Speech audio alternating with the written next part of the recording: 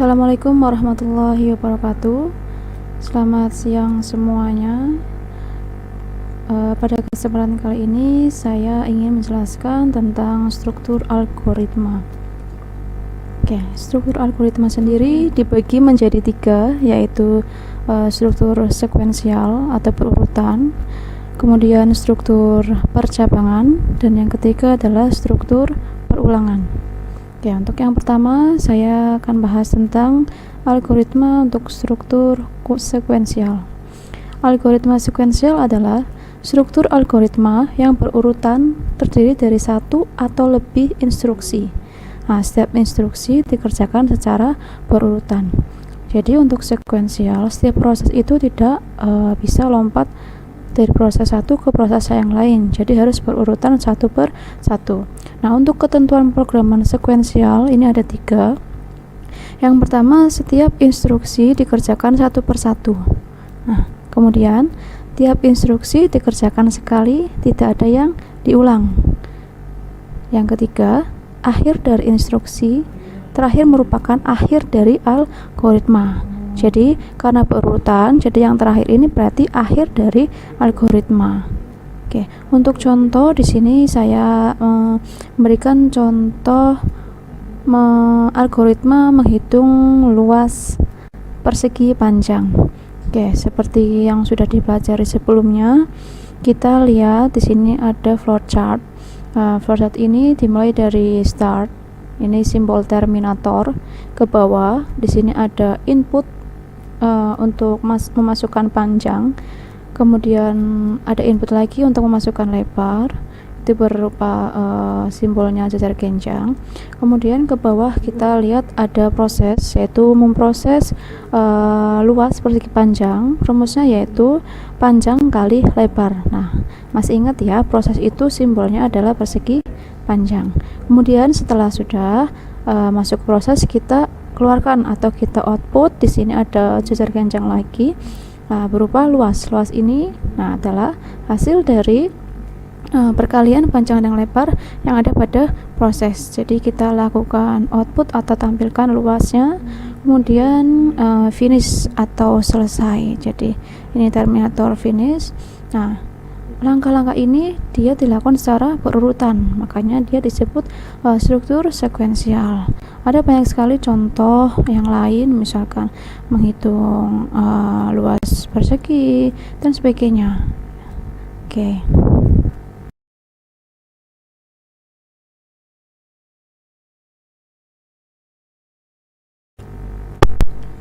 Untuk struktur algoritma yang kedua yaitu algoritma percabangan.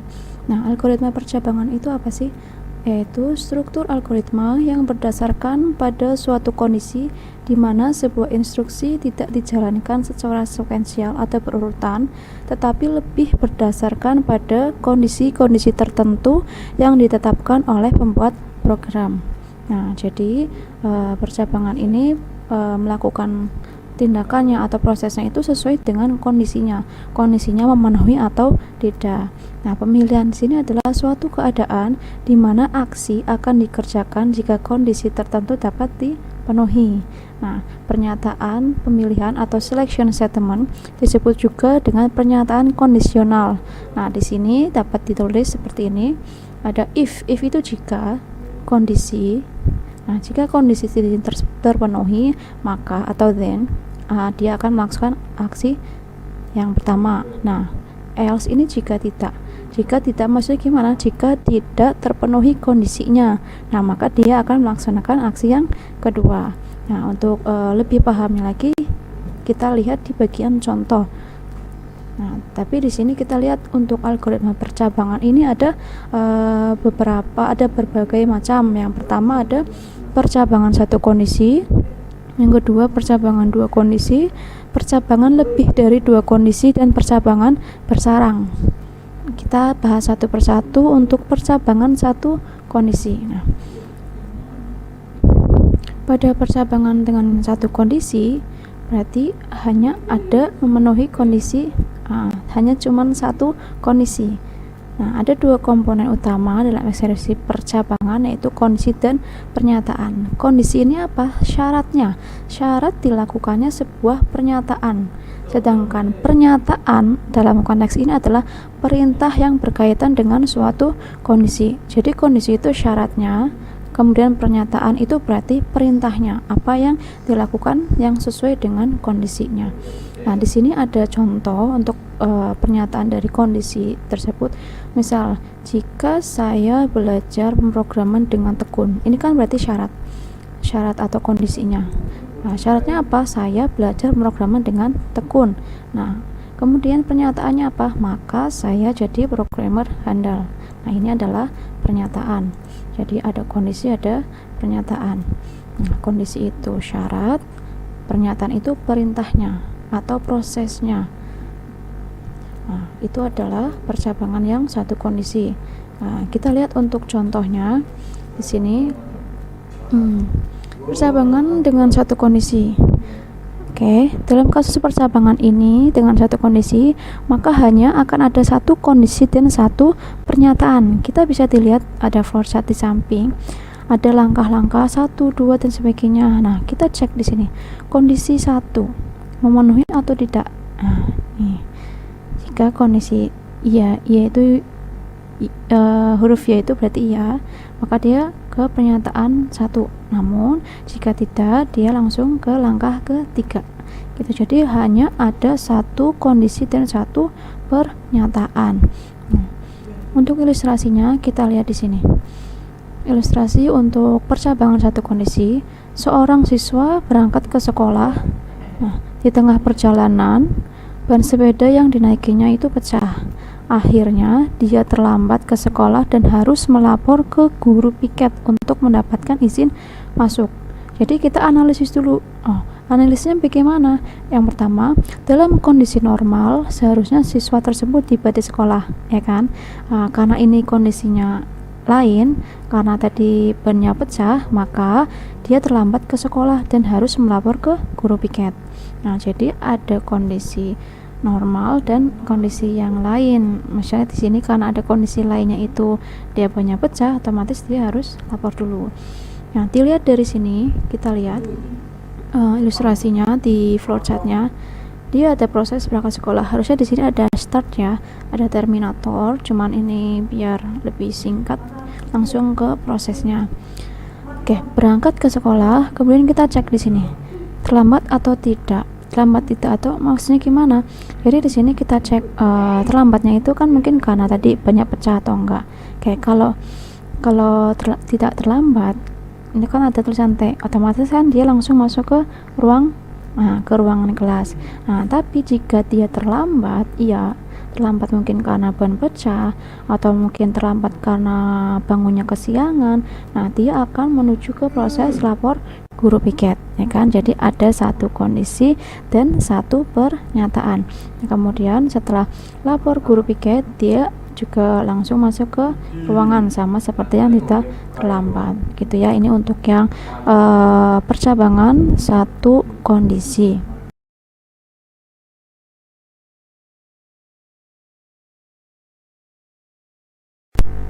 Oke, kita lanjut ke percabangan dengan dua kondisi. Oke, kita lihat konsep dasarnya dulu. Seperti yang dijelaskan pada pembahasan sebelumnya, percabangan selalu ditandai dengan kondisi dan pernyataan. Nah, karena di sini kita menggunakan dua kondisi, maka kita berarti ada dua kondisi dan ada dua pernyataan. Jadi secara sederhana, kondisi pertama dan kondisi kedua ini saling berlawanan. Kita lihat di sini ada contoh. Misalkan jika harga lebih dari 500.000, ini kan berarti kondisi satu atau syarat yang pertama. Nah, maka dia mendapatkan diskon 20%. Nah, pernyataan pertama ini berarti sesuai dengan kondisi ini. Nah, jika tidak, berarti kondisi yang kedua atau kondisi yang berlawanan ini, maka mendapatkan diskon 10%. Ya, jadi ada dua kondisi di mana kondisi pertama dan kondisi kedua ini saling berlawanan. Nah, di sini contohnya seperti ini. Oke, kita lihat di sini untuk flowchartnya. Kemudian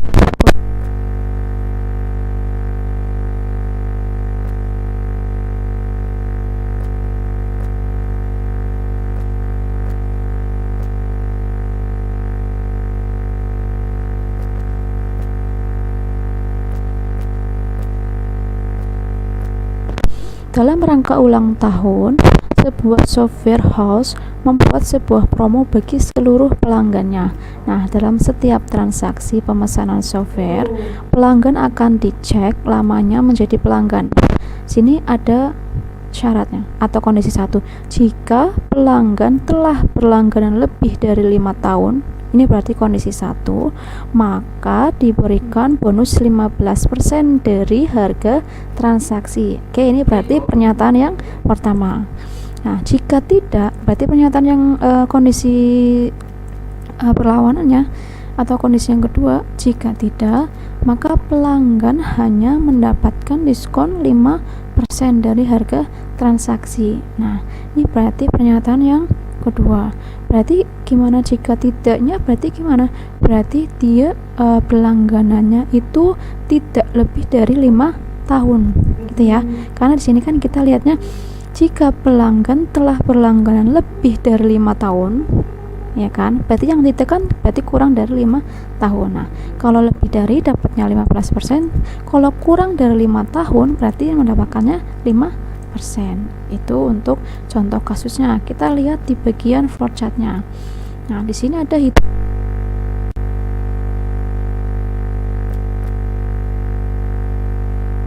kan total transaksinya berapa, kemudian cek pelanggannya apakah dia sudah berlangganan lebih dari 5 tahun. Nah, jika sudah lebih dari 5 tahun, jika iya, maka dia mendapatkan diskon 15% dari nilai transaksi yang ini. Jadi 15% dikali total transaksinya. Nah, jika tidak, berarti misalkan dia baru 1 tahun atau 2 tahun, otomatis kan dia tidak lebih dari 5 tahun. Nah, atau kurang dari 5 tahun. Nah, jika tidak ini, maka pelanggan hanya mendapatkan nilainya diskonnya 5% dari nilai transaksi yang ini. Nah, kemudian langkah selanjutnya yaitu di sini tinggal dihitung transaksinya ini dikurangi dengan diskon. Nah, jadi diskon misalkan 5% dikali ini berapa? Nanti tinggal dikurangi dengan diskon. Nah, ini untuk flowchart program algoritma dengan 2 kondisi.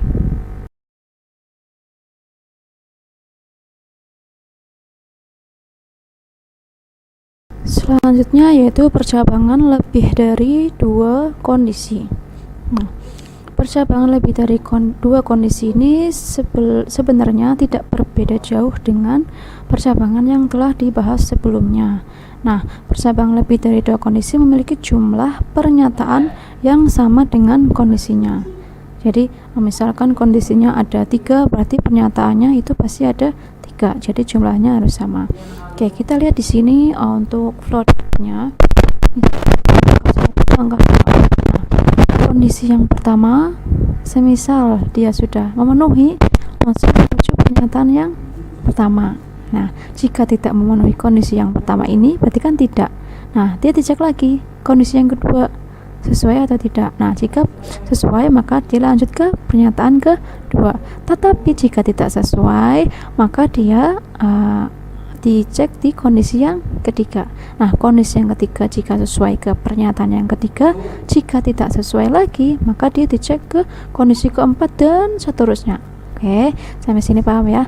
Jadi percabangan lebih dari 2 kondisi itu berarti mengikuti dia percabangannya ada berapa, kondisinya ada berapa, kemudian pernyataannya ada berapa. Kemudian setelah ini sudah masuk ke pernyataan yang benar, maka dia akan menuju ke langkah yang ketiga. Ini untuk flowchart secara umumnya. Kita lihat untuk ilustrasi. Misalkan di sini saya mengambil contoh ini, sebuah bank menetapkan tarif biaya administrasi berdasarkan kartu ATM yang digunakan. Nah, di sini ada beberapa kartu ATM jenisnya. Jadi ada kondisi, ada pernyataan. Oke, untuk jenis yang pertama, misalkan ada ATM premium. Nah, biaya administrasinya ini berarti gimana? Pasti berbeda-beda untuk setiap ATM, untuk setiap jenisnya, ya kan? Kita langsung lihat ke bagian tabel aja ya biar lebih mudah. Sekarang ada kondisi yang pertama, ATM premium, ini bukan premium ya, ini platinum. Oke, adminnya adalah 20.000. Jadi pernyataan yang pertama ini biaya admin atau biaya administrasi bulannya adalah 20.000. Kemudian kondisi yang kedua yaitu ATM-nya jenisnya gold. Kalau jenis gold berarti biaya administrasinya sebanyak 15.000. Kemudian yang ketiga ini silver, dan kemudian biaya administrasinya 10.000. Dan yang terakhir ATM untuk standar atau jenis yang biasa administrasinya 5.000. Nah, ini termasuk jenis ATM ini termasuk kondisi. Kemudian biaya administrasi bulanan ini termasuk dari pernyataan. Oke, kita langsung lihat ke flowchartnya. Oke, kita lihat untuk flowchartnya. Di sini ada cek kartu ATM. Jadi kita lihat dulu untuk percabangan yang pertamanya. Untuk percabangannya kita lihat cek kartu sesuai dengan tabel yang tadi. Jadi kita cek kartunya apakah dia premium. Oke, ini dengan kondisi yang pertama, apakah dia premium, apa tadi di situ tulisannya platinum ya. Kalau iya, maka biaya adminnya 10.000. Namun jika tidak, maka dia dicek lagi kondisinya, apakah dia kartu ATM-nya jenisnya gold. Nah, kalau iya berarti biaya adminnya 15.000. Tapi jika tidak, maka cek lagi kondisinya, apakah dia silver. Kalau iya berarti 10.000, kalau tidak berarti dia standar. Oke, kalau standar berarti biaya adminnya adalah 5.000. Nah, dari setiap kondisi ini sudah ada masing-masing pernyataan sendiri. Nah, kemudian masing-masing pernyataan ini dia akan diproses progresnya di sini, yaitu kurangi biaya admin. Jadi seperti itu untuk flowchartnya. Untuk yang percabangan lebih dari 2 kondisi. Jadi dengan saya, pada kesempatan kali ini kita akan belajar tentang algoritma perulangan. Sebelumnya kita sudah belajar algoritma sekuensial dan percabangan. Untuk pertemuan hari ini kita belajarnya yang perulangan. Jenis-jenis perulangan pada Java ini ada 2, yaitu perulangan counted loop dan perulangan uncounted loop. Nah, counted loop berarti gimana? Yaitu perulangan yang jumlah pengulangannya itu terhitung atau sudah ditentukan atau sudah kita ketahui jumlah pengulangannya. Contohnya yaitu for dan for each. Kemudian uncounted loop adalah perulangan yang jumlah pengulangannya tidak terhitung atau kita belum mengetahuinya. Contohnya yaitu while dan do while. Oke, kita bahas satu persatu. Untuk counted loop, nah untuk perulangan for, format penulisan perulangan for di Java adalah sebagai berikut, yaitu ada for integer, int itu integer, hitungan itu variabel yang tugasnya menyimpan jumlah pengulangan. Oke, kemudian titik koma ada, ini sama dengan 0 ini berarti nilai awalnya. Oke, kemudian hitungan kurang dari sama dengan 10. Jadi nanti kita akan melakukan pengulangan itu sampai dengan 10 kali. Sini ada hitungan plus berarti menambah 1 kali untuk nilai hitungan, jadi ditambahkan terus sampai 10. Oke, untuk penjelasannya, variabel hitungan tugasnya untuk menyimpan jumlah pengulangan. Kemudian hitungan kurang dari sama dengan 10 artinya selama nilai hitungannya lebih kecil atau sama dengan 10, maka pengulangan akan terus dilakukan. Oke, dengan kata lain, perulangan ini akan mengulang sebanyak 10 kali. Semisal kita akan mengulang sebanyak 20 kali, ya berarti tinggal kita ubah di sini kurang lebih sama dengan 20 kali, 20 maksudnya, kalau kita mau 20 kali. Kemudian hitungan plus fungsinya untuk menambah satu nilai hitungan pada setiap pengulangannya. Oke, kemudian blok kode for dimulai dengan tanda kurung kurawal buka dan diakhiri dengan kurung kurawal tutup. Kemudian untuk yang perulangan for each ini sebenarnya perulangan untuk menampilkan isi dari array. Array itu apa? Array itu yaitu variabel yang menyimpan lebih dari satu nilai dan memiliki indeks, dan biasanya itu mempunyai tipe data yang sama. Nah, perulangan for each pada Java ini juga dilakukan dengan kata kunci for. Kita lihat di sini contohnya ada for in integer, itu tipe datanya ya. item ini variabel yang menyimpan nilai dari data array ini. Jadi ada array namanya data array, kemudian item ini adalah variabelnya yang menyimpan data yang ada pada data array ini. Nah, jadi kita baca seperti ini. Untuk setiap item dalam data array maka lakukan perulangan. Itu adalah untuk yang perulangan for each. Nah, ini ada contoh untuk flowchartnya. Seharusnya di sini ada mulai, oke. Cuman ini biar dipersingkat, jadi seperti ini. Langsung pernyataan n sama dengan nilai awal. Kalau tadi n ini variabelnya hitungan, oke. Kita bisa ganti n, bisa ganti i, bisa ganti hitungan, x dan sebagainya. Nilai awal kita boleh kasih 1, kasih 0 dan sebagainya. Jadi nilai awal ini kita yang menentukan. Kemudian dicek sini kondisinya yaitu n kurang dari sama dengan batas akhir. Nah, kalau misalkan kita mau sampai angka diulang sampai 20 kali, berarti sini batas akhirnya 20. Kalau cuma 10 ya berarti ini 10 gitu ya. Terus kalau benar maka dia melanjut ke pernyataan, dan ini akan diulang terus menerus sampai batas akhir ini. Kalau sudah salah maka dia masuk ke false dan di sini selesai. Ini untuk contohnya. Kita lihat mulai i sama dengan 1. I ini berarti variabel yang seperti hitungan tadi. Kemudian 1 adalah nilai awal. Cek i kurang dari sama dengan 10. Apakah angka 1 ini kurang dari sama dengan 10? Kan benar. Oke. Kalau benar berarti kita akan mengambilkan tulisan belajar ulangan for. Oke. Kemudian kita ke proses selanjutnya. I selanjutnya adalah i plus 1. I tadi kan ini 1 tambah 1 berapa? 2. Oke, 2 kita langsung arahnya ke sini. Nah, 2 dicek lagi. Apakah 2 kurang dari sama dengan 10? Kan benar. Oke, ini kalau benar maka akan menampilkan tulisan belajar ulangan for lagi. Dicek lagi. I sama dengan I selanjutnya sama dengan 2 ditambah 1 berapa? Tadi kan 3. Cek terus sampai salah. Salahnya berarti seperti apa? Jika misalkan di sini sudah sampai 10. Selanjutnya berarti kan 10 tambah 1 berapa? 11. Nah, 11 dia akan ke sini. Nah, dicek lagi. Apakah 11 kurang dari sama dengan 11? Kan salah. Nah, dia otomatis masuk ke false. Jadi akan selesai. Ini untuk yang perulangan for, untuk flowchart yang perulangan for. Nah, ini ada contoh lagi, menambahkan angka 1 sampai 5. Nah, di sini sudah jelas ada algoritmanya untuk sendoknya. Nah, judulnya ini algoritma menampilkan angka 1 sampai 5 menggunakan pengulangan for. Deklarasinya apa? I sama dengan integer.